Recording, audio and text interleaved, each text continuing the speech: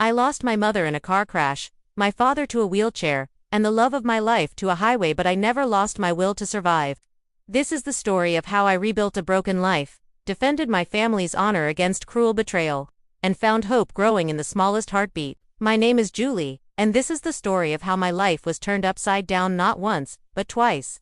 I guess I should start from the beginning. I was born to loving parents, Larry and Joanna David, in a small suburban town.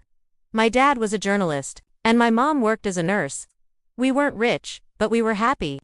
Life was simple, normal, and filled with warmth until I turned 14. Then, everything changed. It was a rainy Friday evening. My parents were driving home from a dinner party. I was at home with my grandma, curled up on the couch watching cartoons. The storm rumbled outside, thunder cracking through the sky. The phone rang. Grandma answered, and I still remember the way her face changed, her mouth trembling, eyes filling with tears. She clutched the receiver with both hands and slid into the kitchen, her sobs muffled behind her wrinkled hands. My heart knew something was wrong before the words came. The next few days were a blur. The police said it was a drunk driver. Mom died instantly. Dad survived but barely. When I saw him in the hospital for the first time, my knees buckled. His body was battered, his face pale, and his legs were wrapped in layers of bandages and casts. The doctors said he would never walk again. My strong, vibrant father was now wheelchair-bound. "Julie," he whispered, reaching for my hand, his eyes glassy. "I'm so sorry, sweetie. I'm so sorry." I didn't understand why he was apologizing. It wasn't his fault. But as I grew older, I realized he wasn't apologizing for the accident, he was apologizing for the life we'd lost. For the mother I'd lost. For the father he feared he could no longer be. But my dad, Larry David, was stronger than he gave himself credit for. After months in the hospital, surgeries, and rehab, Dad came home. He learned to live with his wheelchair. He threw himself into his work as a writer and later became an editor for a major city newspaper. Our house changed. Ramps replaced stairs, and wide doorways became the norm. But what never changed was his love for me, for life, for storytelling. He encouraged me to keep living. I joined clubs, went to school dances, and eventually left for college. He insisted, "You need to spread your wings, kiddo. Don't worry about me." I went to the State University of New York and majored in accounting. That's where I met Emma, who quickly became my best friend. Through Emma, I met Paul, her second cousin. Paul was a long-haul truck driver. He had kind eyes, a goofy sense of humor, and a quiet strength that drew me in. He didn't flinch when I talked about Dad. In fact, the first time he met him, they bonded instantly over their shared love of classic rock. "Your dad is cool," Paul said afterward.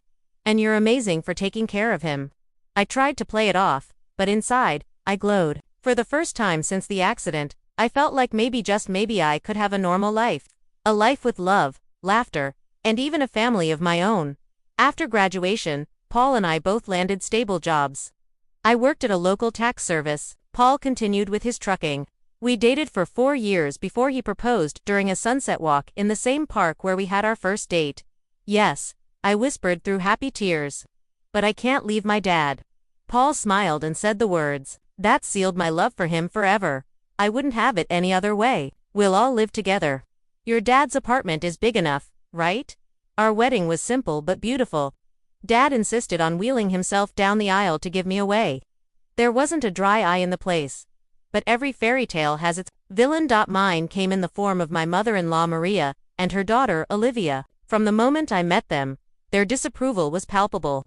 Maria's lips curled in distaste when I mentioned Dad's disability. "So your father is handicapped?" she asked, wrinkling her nose. "He's disabled," I corrected, trying to stay calm. "He works as an editor." "How nice," she interrupted, her tone dripping with condescension. Then, turning to Paul, she added, "Are you sure about this?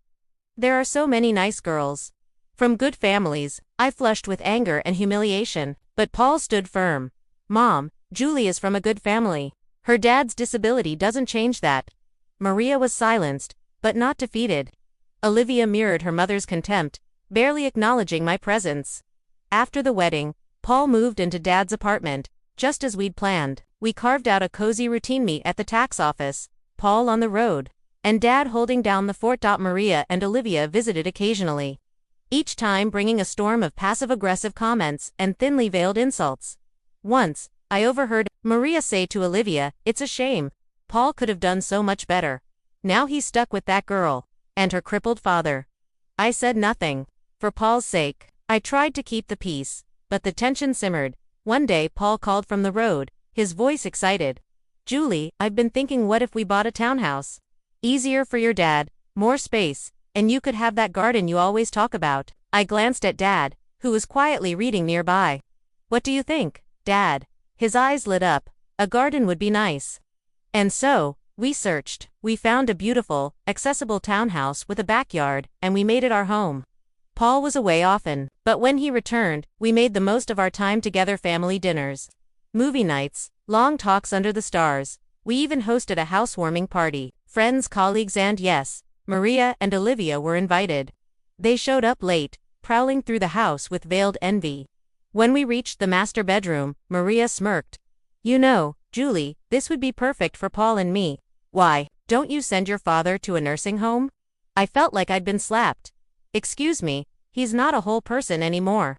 A nursing home would be better for someone in his condition." Before I could respond, she marched outside to the patio where Dad was chatting with guests, and began wheeling him toward the driveway. "Maria," I shouted, running after her. "What are you doing? If he won't go to a nursing home, he can stay outside. Isn't that what he wants? To be outdoors?" Paul heard the commotion and came running. His face turned red. "Mom, what the hell are you doing? Let go of Larry's chair." "Now," she stammered. I don't want to hear it." "You and Olivia need to leave now." They left, fuming. That night, Paul apologized over and over. "I'm so sorry. I didn't think she'd actually." Dad patted his hand. "It's not your fault. Some people just can't understand." Life went on. Paul's trucking business flourished. Dad's health stabilized. We were content. Then came the call that shattered everything. "Mrs. Walker," said a stranger's voice, over the phone. "This is Officer Andrew from the Highway Patrol. Your husband Paul has been in a serious accident." The words felt like shards of glass. Head-on collision. Didn't make it. I couldn't breathe. The funeral was a blur. Rain poured as if the heavens mourned with me. Maria and Olivia never showed up. Not a word. Not a tear. But when I returned home that day, something was wrong. Lights on. Movement inside.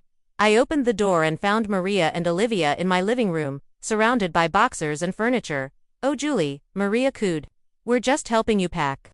After all, you can't possibly afford to stay here now that Paul is gone." Maria turned to me, her face a mask of fake sympathy. "Oh, Julie dear, we're just helping you pack up. After all, you can't possibly afford to keep this place now that Paul is gone." I was speechless. Olivia chimed in, her voice sickeningly sweet. "Don't worry. You can go back to your father's apartment. It's cozy."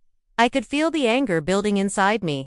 "Get out," I said, my voice low and dangerous. "Get out of my house right now." Maria had the nerve to look offended. "This house belongs to us now. All of Paul's property does. We're his family, after all." "Like hell you are," I exploded. "Where were you today?" "At his funeral." "Oh, that's right, you couldn't be bothered to show up." Maria waved her hand dismissively. "We were busy making arrangements. Now, be a good girl and start packing. We'll meet you out by tomorrow." I couldn't believe what I was hearing. These women hadn't shed a tear for Paul, hadn't even attended his funeral, and now they were trying to kick us out of our home. "I'm calling the police," I said. Pulling out my phone, Maria and Olivia exchanged worried looks. They clearly hadn't expected me to fight back. "Now, Julie," Maria began, but I cut her off. "No, you have exactly 10 minutes to get out of my house before I call the cops. This is my home. Paul and I bought it together. You have no right to be here." Maybe it was the steel in my voice or the fire in my eyes, but Maria and Olivia finally realized they had gone too far. They gathered their things and left, but not before Maria turned to me with a sneer. "This isn't over, Julie. You'll be hearing from our lawyers."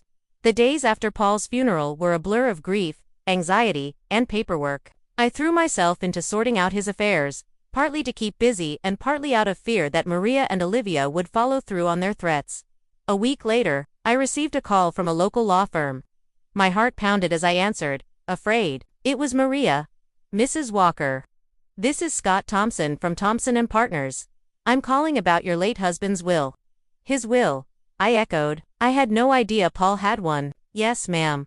Mr. Walker came to see us about 5 months ago. He asked that we contact you in the event of his passing. I scheduled an appointment for the next day. My mind spun. Why hadn't Paul told me? The next morning, I wheeled Dad into Mr. Thompson's office.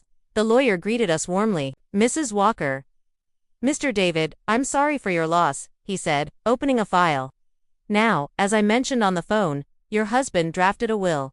He was very clear about his wishes. I held my breath as Mr. Thompson began to read. I, Paul Walker, being of sound mind, do hereby leave all my worldly possessions to my beloved wife, Julie Walker. I gasped. Dad's grip on my hand tightened.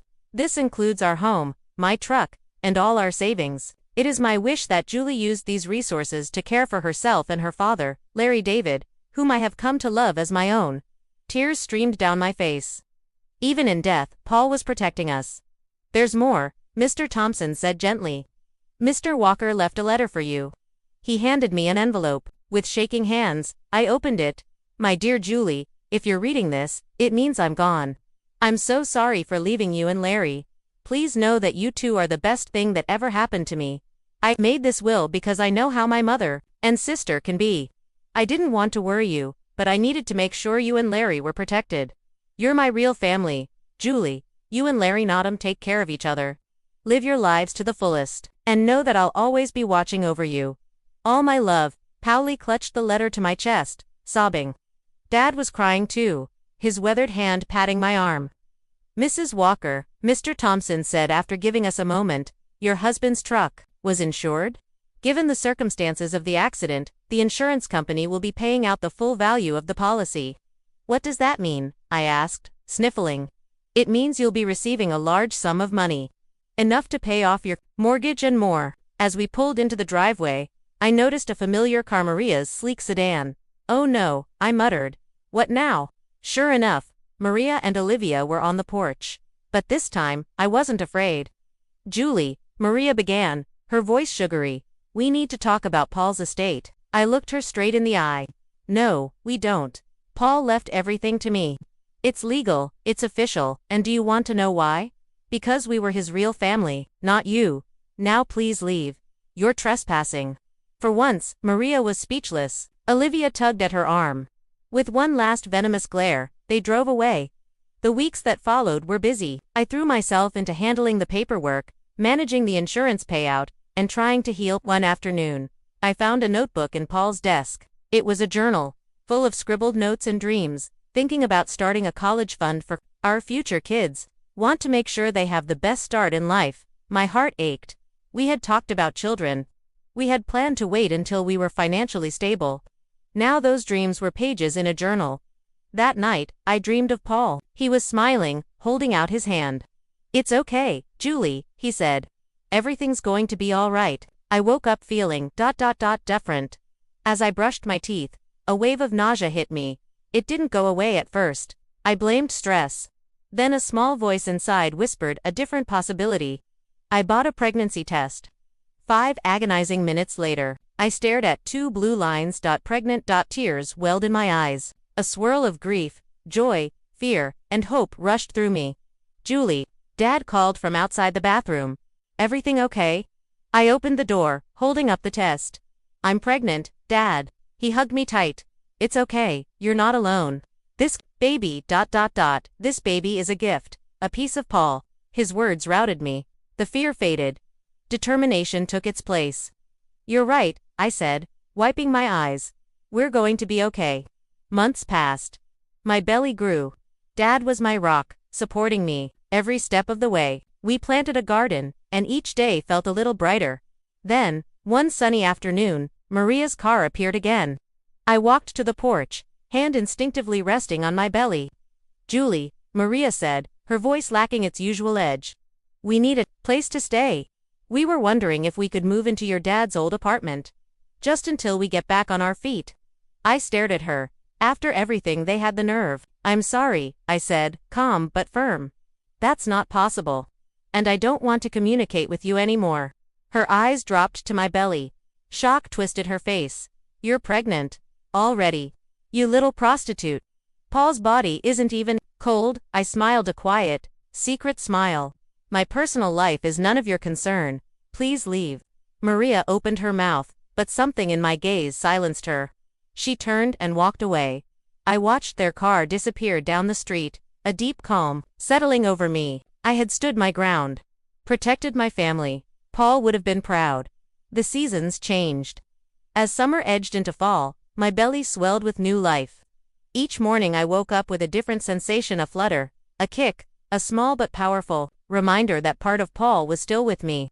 Dad and I grew closer with each passing week. Our morning routine involved breakfast on the patio, tending to the garden, and him reading aloud from Paul's journal, each word, now sacred. We turned the spare bedroom into a nursery. Soft yellow walls, a white crib, and a mobile of tiny stars, and clouds that Dad insisted on assembling himself. The baby wasn't even born yet, but he or she had already filled the void that Paul's absence had left behind. One crisp morning, as I picked tomatoes from the vines Paul and I had once planted, a rustle in the gate startled me. I turned quickly. Protective instinct sharp-hand saw a woman standing at the entrance. She was maybe in her early 40s, with sharp green eyes and a nervous smile. "Hi, ...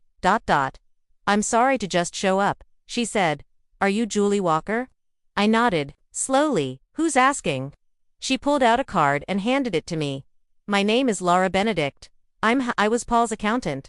I managed a few of his private contracts." "Private contracts?" I invited her inside. Dad offered tea while I tried to keep my racing thoughts calm. "Paul set up a contingency fund," Laura explained. "For emergencies.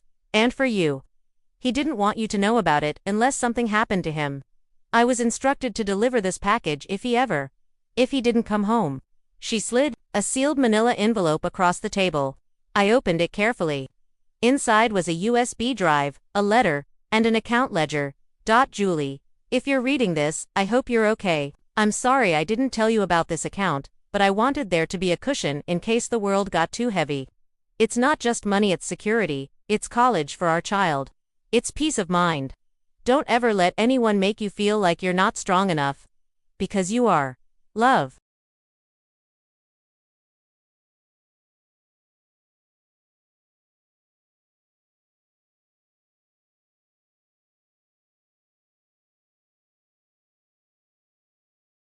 Pauli cried again, not from sorrow this time, but from gratitude. Laura left shortly after, assuring me she would continue to handle things if I needed help.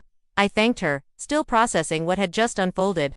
Paul had thought of everything, even from the grave. He continued to care for us. A few weeks later, the baby arrived. Her name was Lila Grace Walker.